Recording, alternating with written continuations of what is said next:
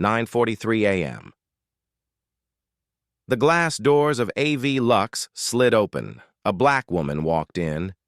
She wasn't wearing designer labels. No dramatic eyeliner like the Beverly Hills ladies were known for. Just a silver-gray trench coat, plain canvas shoes, and her hair tied back in a neat low bun. In her hand, a worn canvas tote, stamped with the logo of a public library. From across the room, Meredith Sloan spotted her and instantly paused her conversation with a customer trying on a sapphire necklace. "I'll be right back, Mrs. Duval," Meredith said with a polite smile, then quickly made her way toward the door, toward Arielle Vaughn, who had just stepped in like a stranger walking into a world not meant for her. "I'm sorry," Meredith said, voice sharp as crystal, "but the showroom doesn't accept walk-ins at this hour." Arielle gave a gentle nod. "I just need a few minutes. I'd like to see the White Flame Diamond collection." Meredith let out a laugh, a slight sneer curling on her lips. "That collection's worth 7 figures. It's not for casual browsing."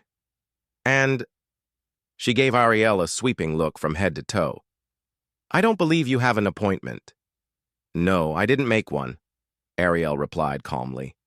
"But I believe I'm qualified to view it." "Oh, really?" Meredith took a step back, folding her arms. "Then, can you show me your AV Lux signature client card?" "I didn't bring it." "Credit card?" "I won't need it." "You don't need a card, don't have an appointment, and think you're entitled to access our VIP section?" Meredith's voice now carried a sharper edge. Across the room, Lena, a young sales associate, began to sense something was wrong. But Meredith didn't stop. "I've worked here 6 years, and I know the type that walks in just to look for fun." She stepped closer to Arielle, lowered her voice, but not low enough to avoid being overheard. "I don't know where you got that outfit, Goodwill or Ross, but we don't let $1,000,000 diamonds get touched by people carrying reusable tote bags." Arielle didn't flinch. Her hand still rested on her bag strap, but her eyes slowly rose, deep, piercing, looking straight through Meredith's performance. Still, Meredith kept going.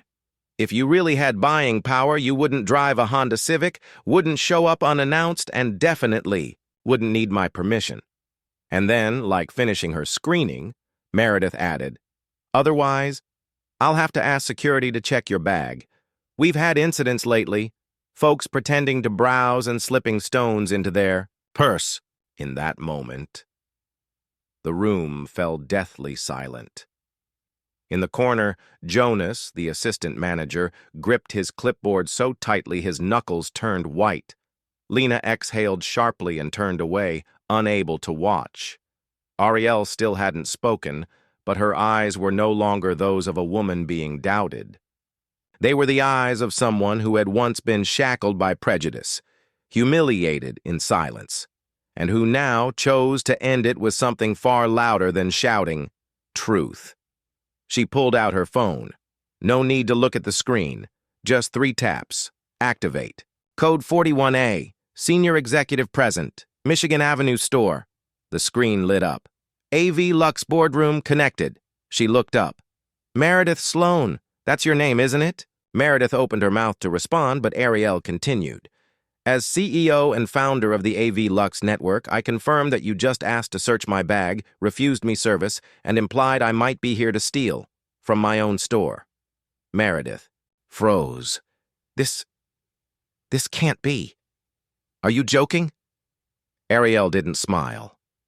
"I didn't build this empire to be called a thief." The air turned heavy, like a stone dropping into a still pane of glass. Lena quietly removed her name tag and placed it on the glass display. Jonas lowered his head. Meredith stood paralyzed. Arielle turned toward the door, needing no escort. But before she left, she looked back. For the first time that morning. The most valuable thing in this room isn't in the display cases, and the quickest thing to lose is how you judge people. She opened the door. Cold wind swept in, sharp, unapologetic and absolutely precise. The call had ended, but its echoes lingered in the air, like church bells tolling after midnight. Arielle Vaughn didn't have to raise her voice. She didn't have to flash a title or wave a contract. She only had to be present. The glass door closed behind her, but nothing inside returned to normal. It felt as though an earthquake had just passed through. No walls had fallen, but every sense of certainty had cracked. Meredith Sloan remained frozen, face pale. Her fingers still clutched the tablet, but they hadn't swiped in a long time. The disdain on her face had melted into panic, then finally into a blank stare, like someone standing at the edge of a cliff, waiting for the push. "Jonas," she whispered, eyes turning toward the assistant manager. "This was just a misunderstanding, right?" Jonas Reed didn't answer. He turned and walked into the back office, where a red light blinked on the internal phone system. A live meeting with the executive board had just begun. Lena Morales, the young sales associate, pressed her hand against her chest, as if trying to keep her heart from leaping out. "She's the founder? For real?" she asked, eyes brimming. "Yeah," said an older client near the sapphire display, voice calm. "I met Arielle Vaughn once at the Dallas store opening. She doesn't like attention, but she never forgets." From the security wing, Henry Thompson appeared, tall, sharp-eyed, dark-skinned. "What's going on here?" he asked. Meredith gasped. "She made it up! I was set up!" Henry narrowed his eyes. "Who?" Meredith pointed toward the front. "The woman who just left. She claimed to be the CEO, but no CEO drives an old car and dresses like that." Henry looked after her, silent. He'd worked security at several AV Lux branches. Arielle Vaughn didn't need a business card. He recognized her by the way she stood. "You asked to search Arielle Vaughn's bag?" Henry asked slowly. Meredith stepped back, panicked. I was following protocol. She didn't have a VIP card. No appointment." Henry nodded. Then, lifting his radio, he spoke a single line. "Confirm escalation protocol 14.1, level 2. On-site security verifies CEO presence. Initiate branch management replacement." Meredith went still. In the back office, Jonas connected to the board via internal screen. 3 faces appeared. Carmen Hill, Chief Operating Officer, Malik Brooks, Director of HR, and Arielle, now seated, calmly before the camera, as if nothing had happened. "Jonas," Arielle began, voice smooth as a lake. "I want a 2-minute summary. I'll make a decision on the spot." Jonas swallowed hard. "Yes, ma'am. At 9:43 this morning, Ms. Vaughn entered the Michigan Avenue branch without prior notice. Branch manager Meredith Sloan refused service, requested a bag search, and called in security. Witnesses include sales associate Lena Morales, security officer Henry Thompson, and at least 2 clients present at the time." Arielle remained silent. Carmen spoke. "Jonas? And the other employees' conduct?" Lena appeared to recognize the CEO, but hesitated due to the tense atmosphere. Henry arrived late, but did not participate in the misconduct. Arielle nodded. "I'd like to relaunch the Recognizing Power in Plain Sight training campaign, system-wide.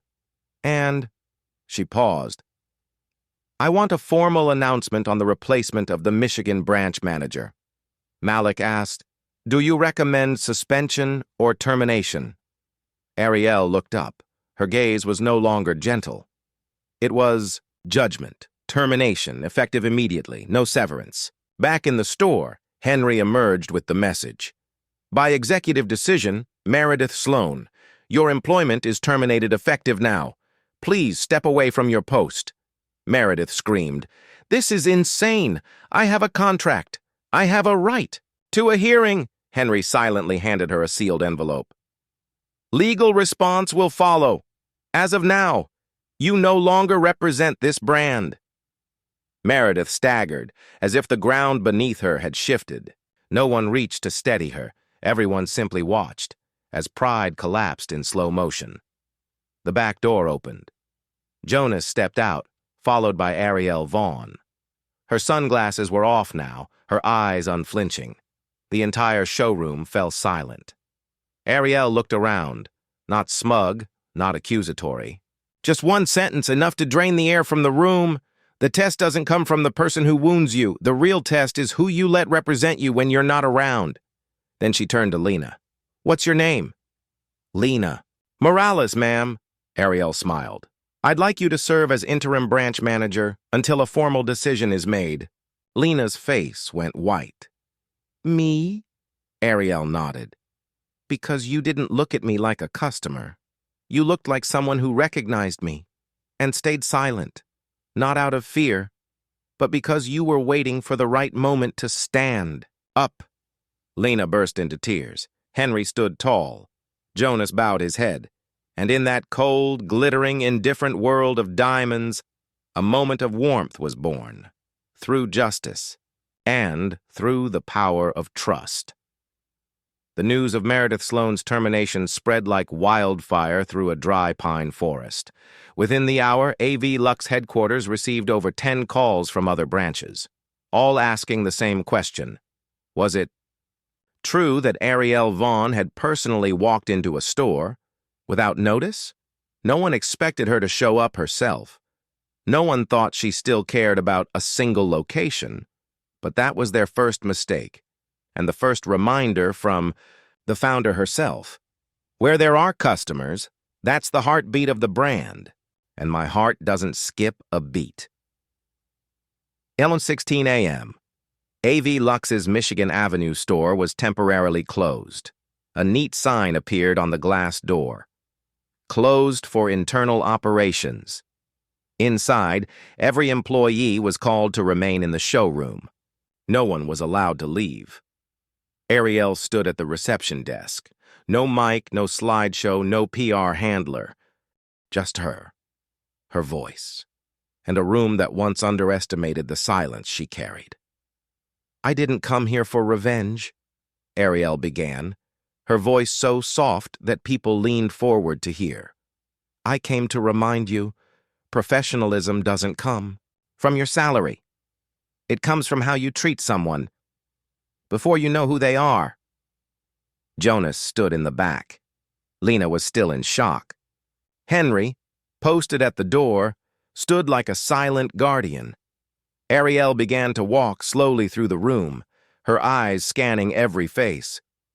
I was once thrown out of a luxury store when I was 26.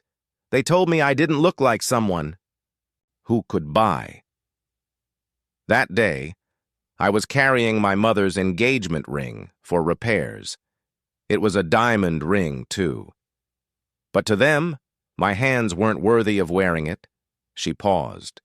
Not a soul moved. I thought I'd forgiven them, and I did. But I swore, if I ever built an empire, no one within it would be allowed to repeat that mistake. A soft sob came from an Asian employee seated in the corner. Maybe she, too, had once felt the sting of being silently profiled. Arielle turned to Lena. I've seen people stay quiet and walk away, but today you stayed, and you let yourself cry. I don't need people who act tough. I need people who can see wrong and stay to help fix it. She looked to Jonas. You were right not to intervene without all the facts, but next time, don't wait for someone else to confirm another person's worth before you stand up. Jonas nodded, his face flushed, not from shame, but from the weight of being given a chance to grow. Arielle stepped toward the center display, where the white flame necklace sat locked behind glass. The same necklace Meredith refused to unlock. Arielle reached into her coat, pulled out a key, and unlocked the case herself. The click of the lock sounded like the end of an old era. We're changing the way we train, she said, lifting the necklace gently. From now on, all managers and sales associates will complete the blind presence program, where no one knows who the customer is, but serves them as if they own the place. Lena looked up. Ms. Vaughn, but What if someone pretends to be a VIP just to test us? Arielle smiled.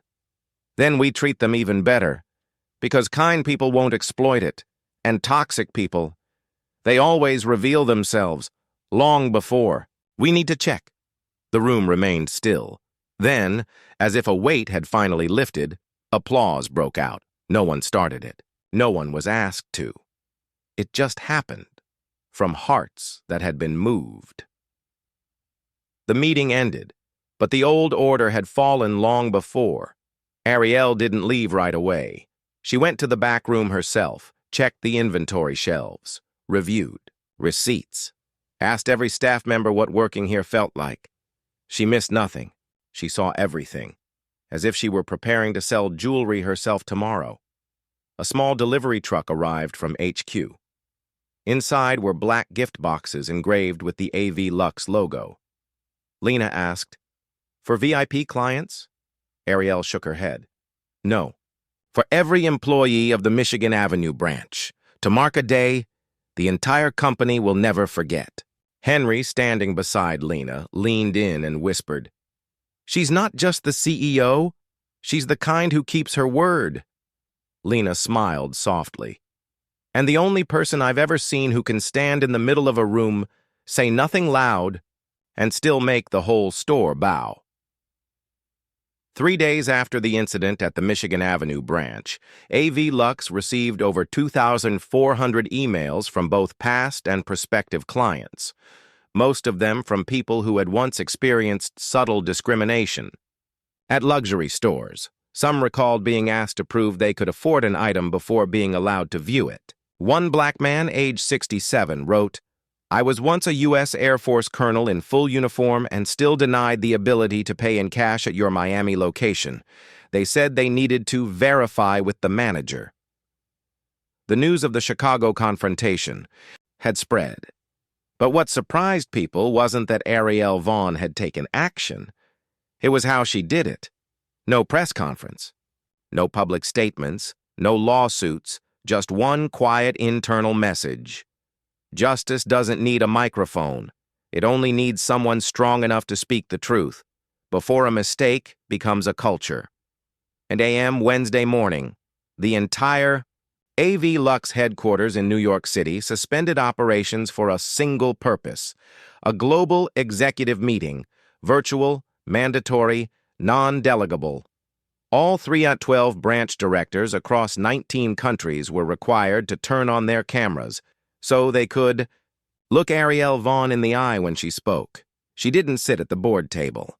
She stood, quietly, in front of a plain backdrop that read, "This brand does not judge unless you do first." No flowers, no banners, just one expression, cold and real.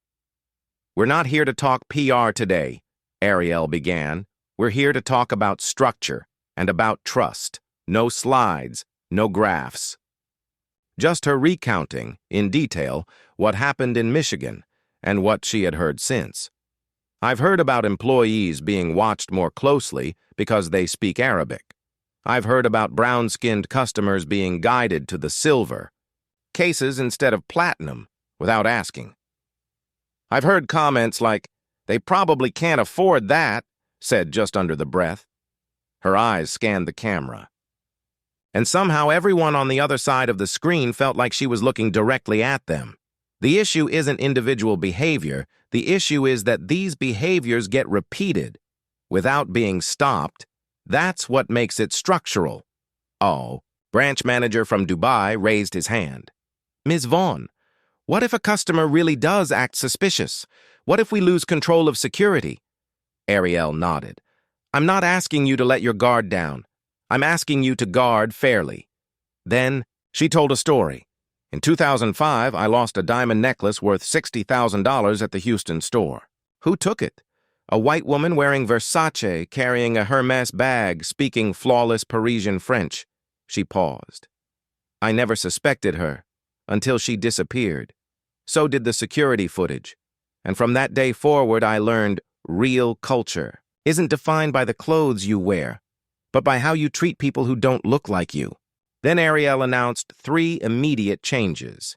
Every branch would now have a silent observer, a mystery shopper trained to detect subtle bias and discriminatory behavior. All managers would complete the new course. Bias Detection in Luxury Culture, taught by psychologists, sociologists, and real-world survivors of profiling. Any branch receiving 3 verified complaints per quarter would be shut down temporarily for a full cultural audit. No one said a word. Then she added, "I don't want profits if they come bundled with humiliation. I don't want growth if it's built on silence. We can sell less, but we must be able to face ourselves in the mirror each day." The meeting didn't end with applause. It ended with something stronger, a silent bow from more than 300 global leaders, not out of fear, but because they had just been called to something higher, deeper, and more right. That day, Arielle gave no interviews. No cameras were allowed. Only one leaked photo emerged. Arielle Vaughn standing beneath the words, "This brand does not judge," arms crossed, eyes fixed on the lens, like a verdict. That didn't need to be read aloud. Meredith Sloan thought it was over, that she only needed to wait for public outrage to fade, hire a savvy attorney to spin the media, and play the old familiar card. "I'm a victim of cancel culture." She had even contacted a private law firm in Dallas, asking them to pursue a wrongful termination case. She reprinted her entire employment contract, highlighting the clause, "Managers shall be protected from unauthorized direct disciplinary action outside standard protocol." They scheduled a meeting for Thursday, but by Wednesday morning she received an email from AV Lux's Corporate Culture Audit Division. Subject line, "Internal Investigation Findings, Michigan Avenue Branch, Confidential." Meredith opened it, and the first thing she saw wasn't a lawsuit, it was a report. Line by line, timestamps. Every word she said, witness verified, documented, and matched. There were security camera images, audio files, and most damning of all, a clip recorded from a hidden wearable device by employee Lena Morales, who had quietly recorded the entire conversation. The segment was flagged critical. "I don't know what people of color think, but they always show up pretending to be VIPs. Look at that car. Honda? Seriously? Lena, maybe she really is the founder." Meredith, "If she's the founder, then I'm the Princess of Monaco. If she doesn't leave, I'm calling security to check her bag. These people love stuffing things into tote bags like some Robin Hood knockoff." Meredith's breath caught. She thought she was speaking privately to a trusted employee. She didn't know Lena had worn a recorder because Meredith had once secretly recorded Lena 2 months prior, accusing her of stealing break time. She'd walked into her own trap. No one framed her. She documented her own downfall. By Friday, the Dallas law firm declined her case. Reason: client is ineligible for wrongful termination due to substantiated evidence of discriminatory conduct. That same day, she was removed from the risk database of 3 major executive insurance carriers. No firm would issue her a benefits package under the title senior manager again. Meredith sat in a small cafe in suburban Oak Brook, holding a job application, crossing out the line that read, "Luxury Brand Management Experience," because writing it felt like self-sabotage. The cafe owner, a Middle Eastern woman in her 50s, took the resume and looked at her for a long moment. "I've heard your name," she said softly.